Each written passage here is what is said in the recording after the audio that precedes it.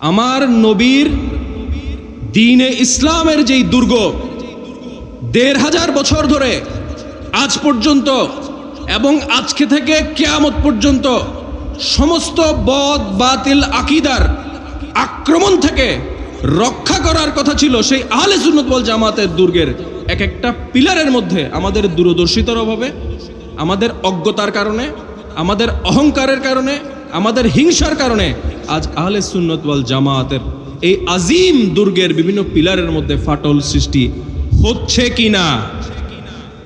মুসলমান হিসেবে, আমার নবীর উম্মত হিসেবে আমরা বছরে একটা মিলাদুন নবীর অনুষ্ঠান করলাম, একটা গরু মহিষ জবাই করলাম, আমরা বিরিয়ানি পাকালাম, আমরা খেলাম, এলাকাবাসীকে খাওয়ালাম, আমাদের দায়িত্ব শেষ?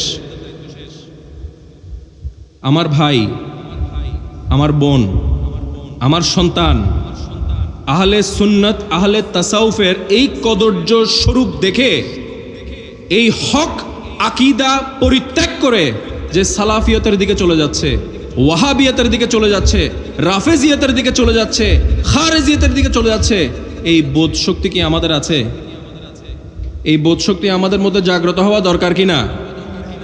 নগরে যখন আগুন লাগে, শহরের মধ্যে যখন আগুন লাগে, তখন মসজিদ মন্দির গির্জা রক্ষা পায়? দেবালয় রক্ষা পায়?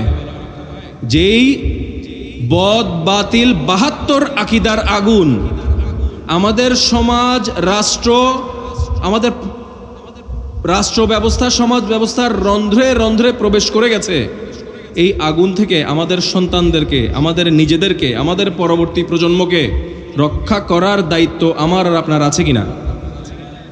যেখানে মিলাদুন নবীর মাহফিল হবে, আমরা যারা মিলাদুন নবীর মাহফিল করি, আমরা হচ্ছি আকীদায় আহলে সুন্নাত ওয়াল জামাত, ঠিক কিনা? কিছু কিছু কথা সময়ের কারণে, পরিস্থিতির কারণে আমাদেরকে একটু গুরুত্ব দিয়ে বলতে হয়। আমরা যারা আহলে তাসাউফ, আমরা যারা বিভিন্ন দরবারের আউলিয়ায়ে কেরামগণের নিসবতের মাধ্যমে রজায়ে মুস্তফা এবং রজায়ে ইলাহির তালাশে আমরা নিয়োজিত, আমাদের আকীদা হচ্ছে আহলে সুন্নাত ওয়াল জামাত। আমাদের আকীদা কি? এই আহলে সুন্নাত ওয়াল জামাতটা কি?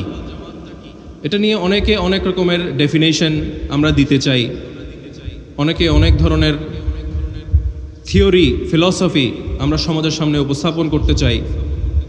অনেক ক্ষেত্রে আবেগের আতিশয্যে হোক, কিংবা দূরদৃষ্টির অভাবে হোক, কিংবা জাগতিক তাকাব্বুরে হোক, আমরা অনেক সময় এমন দায়িত্বজ্ঞানহীন কথা বলে ফেলি, যার কারণে আমাদের তরুণ সমাজের মধ্যে আহলে সুন্নাত ওয়াল জামাতের আকীদা নিয়ে একটা বিভ্রান্তিকর চিন্তাভাবনার তৈরি হওয়ার একটা সুযোগ সৃষ্টি হয়েছে। এটা আমরা এখানে বসলে বুঝবো না। এটার জন্য আমাদেরকে চট্টগ্রামের বাইরে যেতে হবে, ঢাকায় যেতে হবে, রাজশাহী যেতে হবে, রংপুর যেতে হবে, সিলেট যেতে হবে। তাহলে আমরা বুঝতে পারবো আকীদাগতভাবে কি ভয়াবহ একটা বিপর্যয় আকীদায়ে আহলে সুন্নাত এবং আকীদায়ে আহলে তাসাউফের উপর নেমে এসেছে এবং আসছে। আমি যদি খুব সংক্ষেপে বলি, আহলে সুন্নাত ওয়াল জামাত হচ্ছে দুর্গ। দুর্গ বুঝেন? দ্বীনে ইসলামের নিরাপত্তার দুর্গের নাম হচ্ছে আহলে সুন্নাত ওয়াল জামাত। যখন মুসলমানদেরকে সমর যুদ্ধে, যুদ্ধের ময়দানে, রাজনীতির ময়দানে, কূটনীতির ময়দানে, যখন মুসলমানদেরকে মুসলমান বিদ্বেষী শক্তি যখন পরাস্ত করতে ব্যর্থ হচ্ছে, পর্যদস্ত করতে ব্যর্থ হচ্ছে, তখন ইসলাম বিদ্বেষী একটা ষড়যন্ত্র, একটা শক্তি সংঘবদ্ধ হয়ে মুসলমানদের লেবাসে, মুসলমানদের ভিতরে ঢুকে মুসলমানদের মধ্যে বিভিন্ন অন্তর্কোন্দল সৃষ্টি করে বিভিন্ন ফিরকার সৃষ্টি করেছে। এটা ওয়াহাবি মতবাদ বলেন, এটা শিয়া মতবাদ বলেন, এটা খারেজি মতবাদ বলেন, এটা মুতাজিলা মতবাদ বলেন, এটা কাদিয়ানি মতবাদ বলেন, এটা আহলে হাদিস লা মাযহাবী মতবাদ বলেন। এই মতবাদ আমাদের সমাজে আছে কিনা? আমাদের কর্মস্থলে আছে কিনা? আমাদের এলাকায় আছে কিনা? আমাদের সমাজে আছে কিনা? আমরা কারো বিরুদ্ধে বলছি না, আমরা কারোর প্রতি বুগস, ঘৃণা, অসম্মানও রাখি না, কিন্তু বাস্তবতা হচ্ছে এই 1400 বৎসর ধরে আজকের এই একবিংশ শতাব্দীতে এসে যখন আমার আর আপনার কনসার্ন হওয়া উচিত ছিল ফিলিস্তিন, যখন আপনার আর আমার আলোচনার বিষয়বস্তু হওয়া ছিল গাজা, যখন আপনার আর আমার চিন্তার কেন্দ্রবিন্দু হওয়ার কথা ছিল মসজিদুল আকসা, আমরা আমাদের গুরুত্বপূর্ণ বিষয়গুলোকে পিঠ দেখিয়ে আমরা মুসলমান ভাইরা ঝগড়া ফ্যাসাদ দ্বিধা দ্বন্দ্ব কটূক্তি এগুলোতে আমরা লিপ্ত হয়ে গেছি। ঈদে মিলাদুন্নবী জায়েজ না না জায়েজ, আপনি শিয়া আমি খারেজি, অমুক মুরতাদ, আমি হক অমুক না হক, এগুলো আমাদের সমাজে আছে কিনা? এই প্রক্রিয়ার কারণে, এই প্রবণতার কারণে আমার নবীর দিন উপকৃত হচ্ছে না অপকৃত হচ্ছে? বুকে হাত দিয়ে জবাব দিবেন সবাই।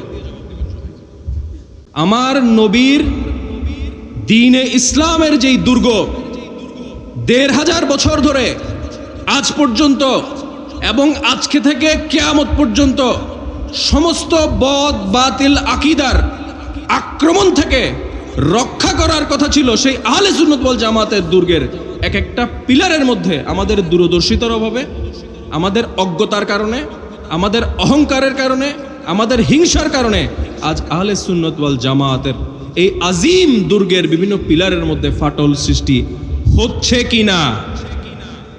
মুসলমান হিসেবে, আমার নবীর উম্মত হিসেবে আমরা বছরে একটা মিলাদুন্নবীর অনুষ্ঠান করলাম, একটা গরু মহিষ জবাই করলাম, আমরা বিরিয়ানি পাকালাম, আমরা খেলাম, এলাকাবাসীকে খাওয়ালাম, আমাদের দায়িত্ব শেষ?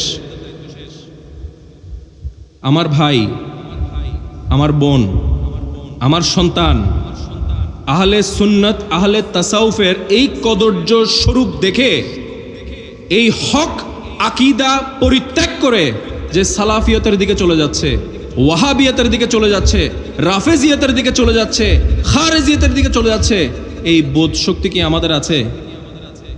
এই বোধ শক্তি আমাদের মধ্যে জাগ্রত হওয়া দরকার কিনা? নগরে যখন আগুন লাগে, শহরের মধ্যে যখন আগুন লাগে, তখন মসজিদ মন্দির গির্জা রক্ষা পায়? দেবালয় রক্ষা পায়? যেই বদ বাতিল ৭২ আকীদার আগুন আমাদের সমাজ রাষ্ট্র, আমাদের রাষ্ট্র ব্যবস্থা সমাজ ব্যবস্থার রন্ধ্রে রন্ধ্রে প্রবেশ করে গেছে, এই আগুন থেকে আমাদের সন্তানদেরকে, আমাদের নিজেদেরকে, আমাদের পরবর্তী প্রজন্মকে রক্ষা করার দায়িত্ব আমার আর আপনার আছে কিনা? এই দায়বদ্ধতার জায়গা থেকে আমি কিছু কথা বলবো। দেখেন, সম্মানিত ওলামায়ে কেরাম আমাদের এখানে আছেন, ওনারা একাডেমিক দিক থেকে আলোচনা করবেন। আমি একজন সাধারণ বাংলা শিক্ষিত মানুষ হিসেবে, একজন তরিকতের খাদেম হিসেবে আমার অনুভূতির জায়গা থেকে কথা বলবো।